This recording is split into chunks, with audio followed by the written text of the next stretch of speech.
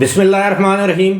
السلام علیکم۔ ابرار رشید آپ کی خدمت میں ایک مرتبہ پھر حاضر ہے اور آپ سے درخواست ہے کہ اگر ابھی تک آپ نے اس چینل کو سبسکرائب نہیں کیا تو اسے سبسکرائب کر لیں، جو بیل آئیکن ہے اس کو ضرور پریس کیجیے گا۔ آپ کا بہت بہت شکریہ۔ گزشتہ روز نیشنل سیکیورٹی کمیٹی کا ایک انتہائی اہم اجلاس منعقد ہوا جس میں وزیر اعظم نواز شریف نے صدارت کی، اور یہ اجلاس آئندہ بھی جاری رہے گا، یعنی اب یہ اجلاس جو ہے وہ پیر کے روز بھی منعقد ہوگا، جس میں اہم فیصلے کیے جائیں گے ملک کی سلامتی کے حوالے سے۔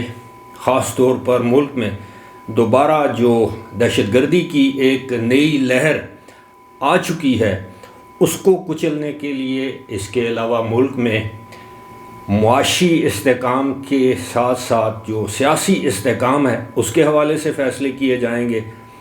اور انتہائی اہمیت کا حامل یہ اجلاس اس لیے بھی ہے کہ اس اجلاس سے پہلے 2 روز تک ایک غیر معمولی کور کمانڈر کانفرنس ہوئی۔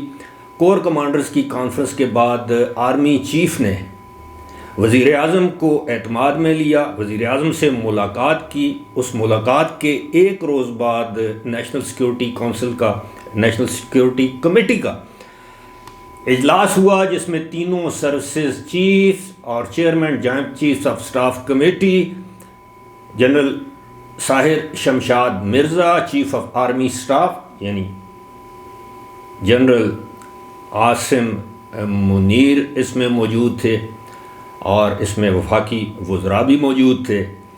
ایک طویل نشست کے بعد کچھ فیصلے کیے گئے۔ کچھ فیصلے جو ہیں وہ جس طرح میں نے بتایا کہ اگلے اجلاس میں کیے جائیں گے۔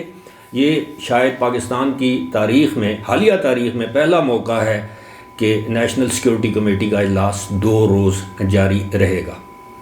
اب اس اجلاس کے حوالے سے بہت سے لوگ مختلف تجزیے پیش کر رہے ہیں، لیکن سب سے بڑا جو چیلنج ہے وہ ہے دہشت گردی کا۔ آپ کے علم میں ہے کہ پاکستان کی مسلح افواج، پاکستان کی عوام نے بے تحاشا قربانیاں دی ہیں۔ تقریباً 80,000 کے قریب افراد جو ہیں وہ اپنی جانوں سے گئے، جان میں شہادت نوش کیا، جس میں تقریباً 7,000 سے 8,000 پاک فوج اور سیکیورٹی اداروں کے افسران اور جوان بھی شامل ہیں، اس میں عام پاکستانی شہری بھی شامل ہیں۔ لیکن اس تمام جو کارروائی تھی دہشت گردی کے خلاف، ایک وقت ایسا تھا کہ ہم یہ سمجھتے تھے کہ ملک سے دہشت گردی کا خاتمہ کیا جا چکا ہے، لیکن پھر کیا ہوا کہ اچانک خیبر پختونخوا اور بلوچستان کے بعض علاقوں میں دہشت گردی کے واقعات دوبارہ ہونے لگے،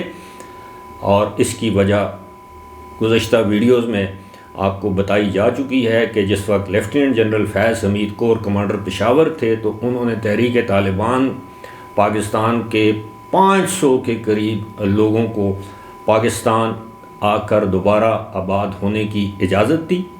اس کے ساتھ ساتھ تقریباً 150 کے قریب ایسے تحریک طالبان کے لوگ تھے جو کہ جیلوں میں تھے، ان کو رہا کیا گیا۔ اس میں بعض ایسے لوگ بھی ہیں جن پر سنگین دہشت گردی کے الزامات تھے اور وہ جیلوں میں تھے، ان کو رہا کر دیا گیا۔ اور اس کے بعد دوسری بات یہ ہے کہ جو خیبر پختونخوا کی حکومت ہے وہ اس وقت اس دہشت گردی سے نمٹنے کے لیے بالکل تیار نہیں، بلکہ لا تعلق ہے۔ اس کی وجہ میں آپ کو بتا دیتا ہوں۔ اس کی وجہ یہ ہے کہ عمران خان کو طالبان کا حامی سمجھا جاتا ہے، اور آج دن تک آپ نے نہیں دیکھا ہوگا، نہیں سنا ہوگا کہ آئے روز ملک میں دہشت گردی کی جتنی کارروائیاں ہوتی ہیں عمران خان نے کسی بھی ایک کارروائی کی مذمت کی ہو۔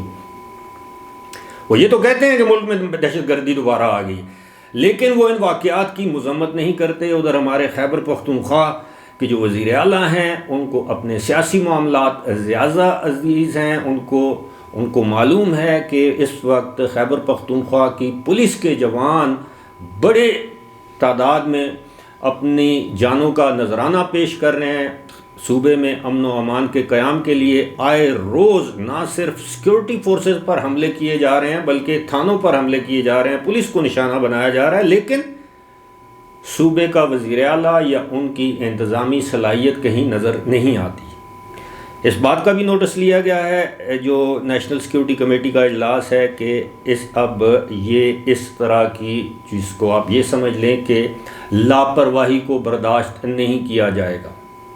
دو ٹوک پیغام تھا ان قوتوں کے لیے جو قوتیں یہ سمجھتی ہیں کہ ملک میں انتشار رہے گا تو ان کو سیاسی فائدہ حاصل ہوگا، ملک میں معاشی عدم استحکام رہے گا، ملک خدا نخواستہ دیوالیہ پن کی طرف جائے گا تو ان کا سیاسی فائدہ ہوگا۔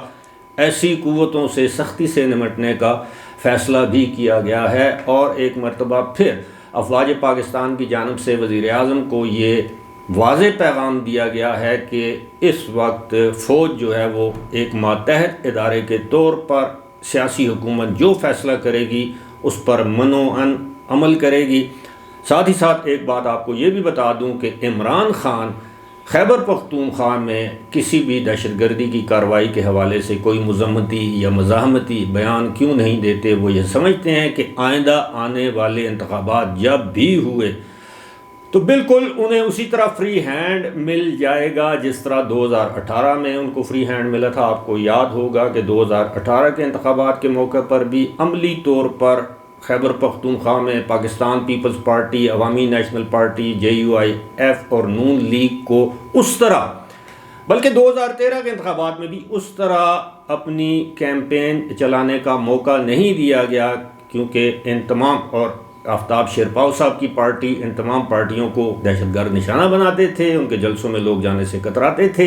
ایک فضا ایسی قائم کی گئی کہ ملک میں عملی طور پر صرف ایک سیاسی جماعت جس کا نام تحریک انصاف ہے اس کو اپنی کیمپین چلانے کی اجازت تھی، لیکن اب وہ تمام چیزیں جو ہیں وہ انڈو ہو گئی ہیں۔ لیکن عمران خان اب بھی یہ چاہتے ہیں کہ اس صوبے میں خیبر پختونخوا میں اب بھی ان کی حکومت ابھی تو قائم ہے، آئندہ بھی قائم رہے، یا آئندہ دوبارہ جب بھی انتخابات ہوں تو کم از کم خیبر پختونخوا میں ان کی حکومت قائم رہے۔ اور اب یہ فیصلہ بھی ہو چکا ہے یا ہو جائے گا آنے والے اجلاس میں کہ جناب کم وقت میں جو مرضی ہو جائے، دہشت گردی کو برداشت نہیں کیا جائے گا، اس کا کلا کما کیا جائے گا، اور اگر ضرورت محسوس ہوئی تو افغانستان کے اندر جو تحریک طالبان پاکستان کے ٹھکانے ہیں ان کو بھی نشانہ بنایا جا سکتا ہے۔ اس کے لیے تمام گراؤنڈ ورک مکمل کر لیا گیا ہے، اور یہ اس کو کہتے ہیں ٹیکٹیکل سرجیکل سٹرائک۔ جو ٹھکانے ہیں وہاں پر پاکستان کے F-16 طیارے جائیں گے یا پاکستان کے اندر سے کوئی میزائل داغے جائیں گے اور ان کو تباہ کیا جائے گا۔ اس سے پہلے کابل میں طالبان کی حکومت کو اس معاملے کے حوالے سے آگاہ کیا جا چکا ہے۔ یہ بہت امپورٹنٹ ڈیولپمنٹ ہے۔ اب میں یہ نہیں کہہ سکتا اس کے پاکستان یا پاکستان کی سیاست یا پاکستان کی جو سیکیورٹی ہے اس پر کیا اثرات مرتب ہوں گے، کیا نتائج سامنے آئیں گے، لیکن اعلیٰ سطح پر یہ فیصلہ ہو چکا ہے۔ اب اس کی سیاسی حکومت سے منظوری لینا باقی ہے۔ جب سیاسی حکومت یعنی اس وقت جو موجودہ حکومت ہے یہ منظوری دے دے گی تو یہ کام شروع کر دیا جائے گا۔ ساتھ ہی ساتھ حکومت کی جانب سے بھی کچھ ایسے تحفظات ہیں کہ جناب جب بھی ہم ہاتھ ڈالتے ہیں کسی پر قانون اور آئین کے مطابق تو اب اسٹیبلشمنٹ اے پولیٹیکل ہو چکی ہے، لیکن بعض دوسرے ادارے اب بھی سہولت کاری کا کام سر انجام دے رہے ہیں۔ اس حوالے سے بھی یہ کہا گیا ہے کہ حکومت کے تحفظات اور خدشات ہیں، اگر ایسا ہی ہوتا ہے تو پھر ملک کی معاشی صورتحال قابو میں نہیں آ سکتی۔ اور آپ کو پتہ ہے کہ جب پاکستان کی مسلح افواج اے پولیٹیکل یا نیوٹرل ہو جائیں تو یہ بات ایک نیچرل ہے، فطری سی بات ہے۔ جو دوسرے ادارے، میں کھل کے کہہ دیتا ہوں، جو ہماری عدلیہ ہے وہ بھی نیوٹرل کردار ادا کرنا شروع کر دیتی ہے، وہ بھی ہواؤں کا رخ سمجھ جاتی ہے۔ لیکن ماضی میں دیکھا گیا ہے کہ جب بھی عدلیہ کو استعمال کیا ہے اسٹیبلشمنٹ نے تو وہ کبھی ایک سیاسی قوت کے خلاف استعمال ہوئی اور کبھی دوسری سیاسی قوت کے خلاف استعمال ہوئی، لیکن اب کی بار ایسا نہیں ہوگا۔ اب کی بار عدلیہ قانون اور آئین کے مطابق فیصلے کرے گی اور ایسا ہی ہونا چاہیے۔